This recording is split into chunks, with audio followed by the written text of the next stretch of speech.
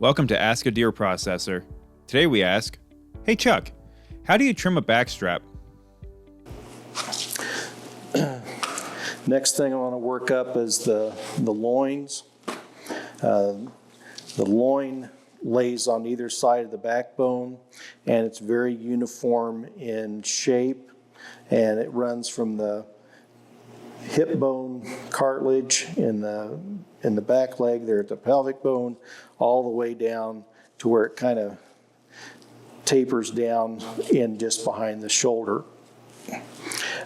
We're going to go ahead and remove this outer layer of fat and subcutaneous muscle away from the loin by cutting part of the way through, and then we're able to physically pull this fat away from the loin. We didn't have to trim that with our knife at all. There's some, we've taken all this fat off of here and all these little muscles that are associated with right at the end of where the ribs were. And also there's this piece of yellow connective tissue. This is a ligament that helps the animal support its head when it's standing.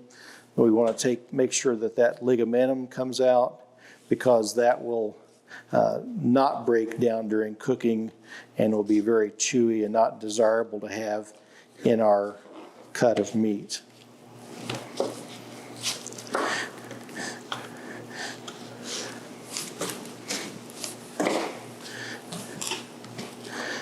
Just take some of this material. That's going to go into our tub for sausage and stuff. There is a layer of muscle. If we've done a good job of skinning, this muscle would have stayed on the carcass. If you had to skin the animal by cutting it with a knife, a lot of times this muscle is going to stay with the hide, but it's here, it's edible, so we're going to go ahead and save that and put it in our burger and sausage material bucket. Go ahead and remove that calf muscles from the other loin.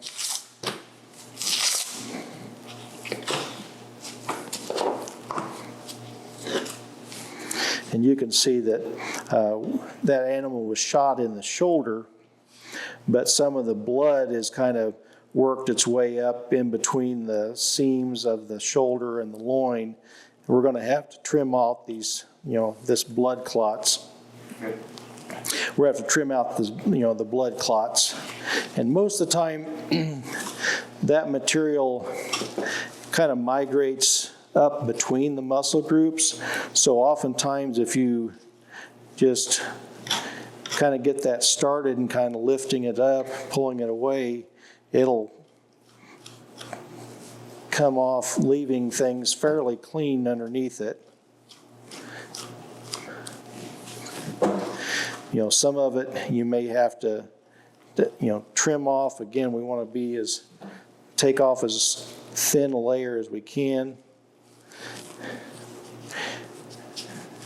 Try to salvage as much of that meat as we can. But any of this blood clots and stuff, we'll trim those off so that none of that goes into our sausage material.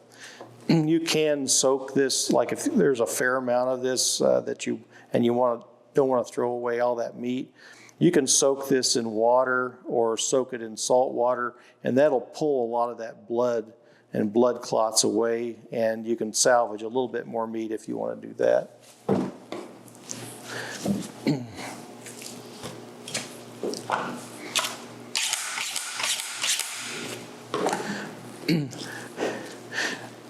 On the loin, there is a fairly heavy band of connective tissue laying on the loin back here closer to where the back leg was.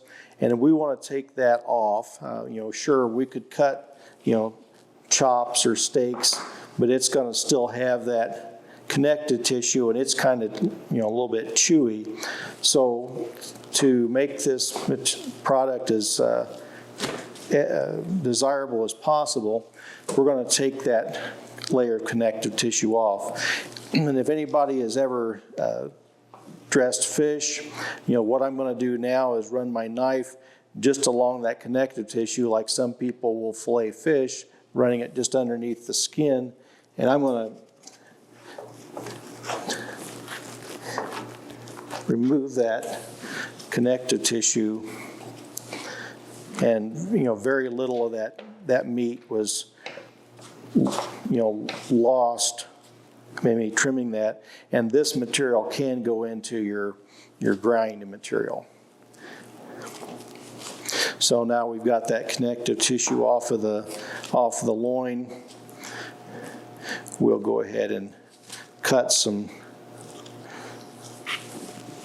chops out of it. We can leave this as a roast if you desire. It's very good just dry heat cooking, or grilling it if we cut chops. But you can cut this in half, cut it in thirds, whatever size portions that you want to package for yourself. And what we're going to do is we're going to go ahead and cut some chops. Because of the size of a deer loin, a single chop on especially a smaller deer may not be a full portion size. So just to make more desirable portion size, what we're going to do is cut a butterfly chop by cutting part way through the loin and then cut through all the way through the loin. And that'll allow us to open that piece of meat up that gives a little nicer size portion for those that are eating that meal. So cut part way through, cut all the way through, part way through, all the way through, part way through, all the way through, and just keep going until you get down to the very end. And then you've got all these nice butterfly chops.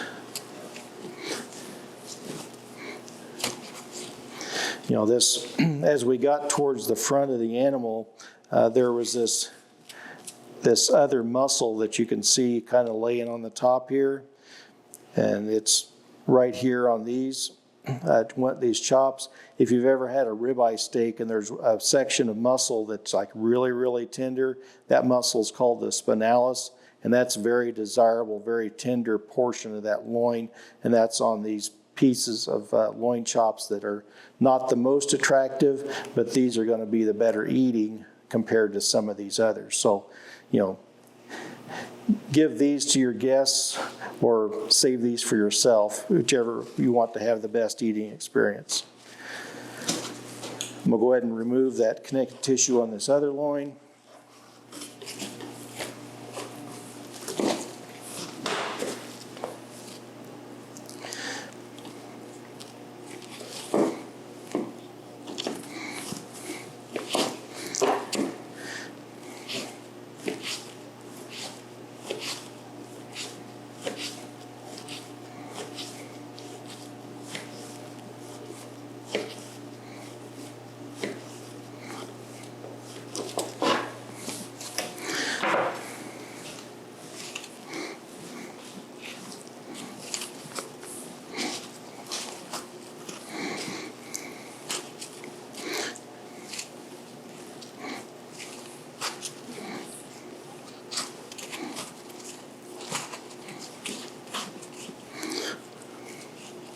So there we've got about 16 butterfly chops for that average sized deer that we've done. Thanks again to Riverbend Wild Game and Sausage Company. You can learn more about Illinois Learn to Hunt at learntohuntil.com.